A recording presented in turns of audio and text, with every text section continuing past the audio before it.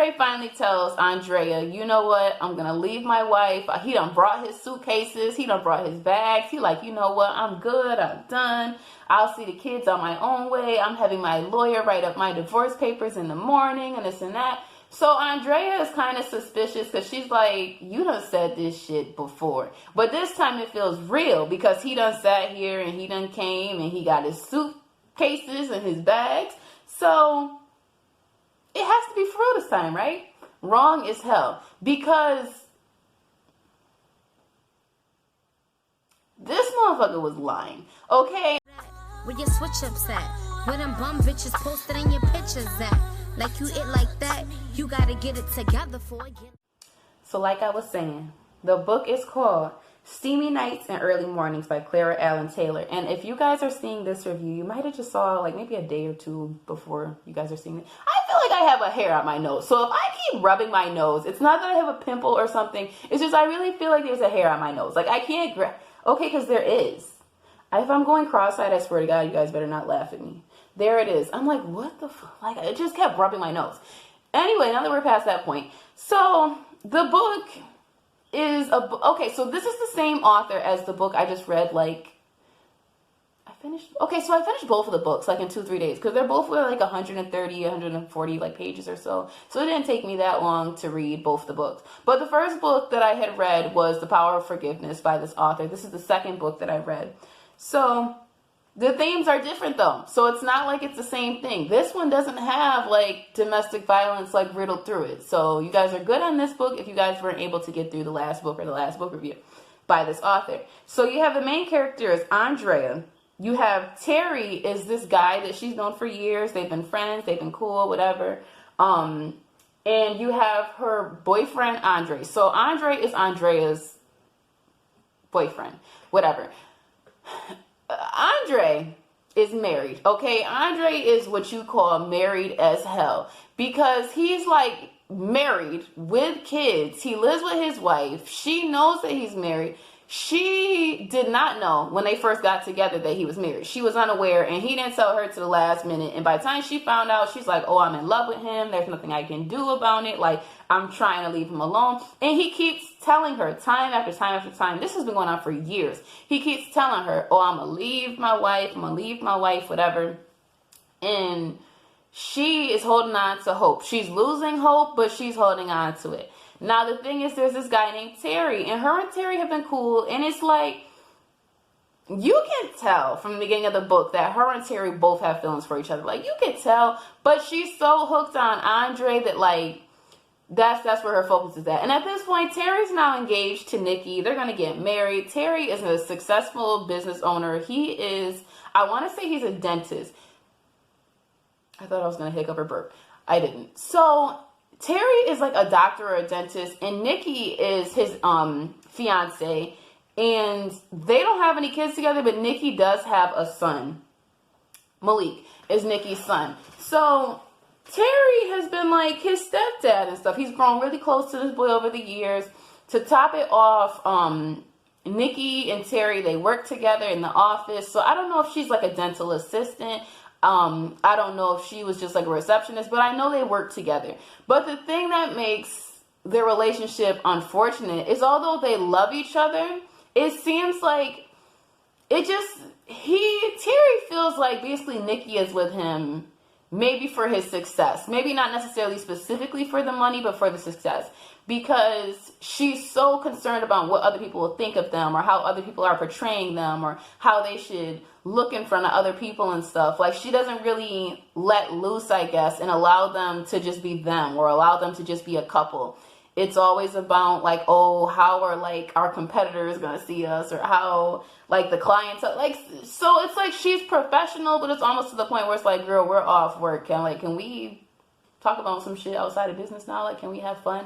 And the thing that was kind of weird, too, is they're engaged. But he was saying she's never even been inside his house before. Like, the closest she's done came is, like, pulling up outside and telling him to come outside to see something. And I think he said that he hadn't stayed the night at her house, too. It just was like, how are y'all getting engaged?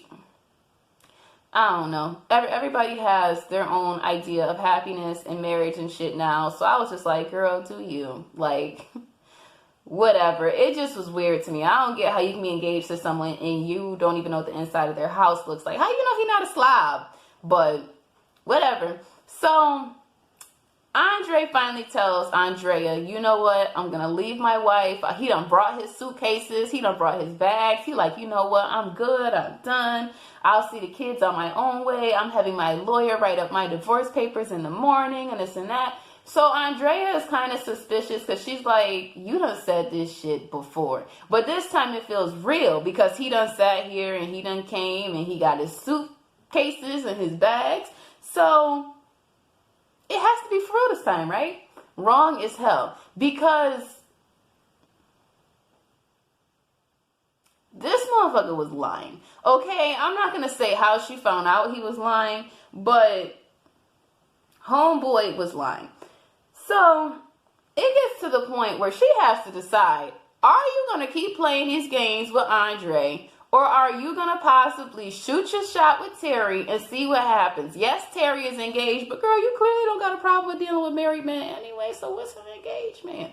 So, I don't know, but she's successful too. So it's not like she's just like sleeping around doing whatever. She's successful in herself. So I like that she's not relying on either one of them to sit here and be her only source of entertainment or source of passing by the time. I will say that. Now, they can still pay all her bills or whatever. And right now, I don't believe either one of them are paying all her bills. But even still, if that's what she wants to do, go ahead, girl. But this book, I don't want to tell you guys too much because I don't want to spoil what happens. I don't want to spoil who she chooses, what ends up happening, how she finds out that Andre is lying, because that shit made me drop my jaw. Like, I can honestly say, if it had been me, Andre wouldn't have lived to see the next day. We all would have, he would have been in the hospital, I would have been in jail, because it's just like, the embarrassment factor, the hurt factor, it just was a lot. I felt bad for her. Now, I did like this book better than I liked the book, The Power of Forgiveness, that Clara Allen-Taylor, making sure I get it all. Clara Allen-Taylor. I like the last book, I did, but I actually like this book more. I don't know if it was for the simple fact of, there not being domestic violence in it. That probably was it. Because I had really, honestly, I got irritated with the last book because Ariel just couldn't get her life together. So if you haven't seen that book review, go ahead. I'll leave the little square for it at the end of this video so you guys can go ahead and watch it. But I enjoyed this book way better. I enjoyed the characters way better. Nikki is crazy as hell. That's one thing I can say about these characters that Clara has been writing about. These characters are twisted. When things don't go their way, they show their behinds and throw a fit like they are 2 years old. Like, it's crazy. The lengths of these characters that she writes, they are twisted and they truly believe, like, you know what? Maybe you said you don't want me, but you know what? I'm gonna prove to you why we should be together forever. Like, that's like kind of the theme in these two books. I'm going to read a few more of her books and see if that's like a reoccurring theme. And if it is, shit, I like it because I like not being able to guess exactly how the book is going to go. There are some points where I'm like, yo, you cannot be serious. Like, if they don't want you, leave them alone, accept the rejection, and just go about your life. I'm sure somebody else will like you along the way. But these characters, they're not built like that. So you guys let me know what you think. If you guys have read a book by her before, let me know in the comments. If you guys plan on adding this book on your to-be read list, let me know too, because I'm curious. Maybe we're going to end up reading one of the same books by her. Possibly, right? So that is the wrap up of this book review. If I was to give it out of 5-star rating, I would give it like a 4.7. And the only reason why I can't say 5 stars is because there were like a few spelling errors in this book, but she's also getting that fixed up with her editor and her publisher and stuff like that. So I can't fault her for that. But that's all I have to say. So for now, you guys, I'm out.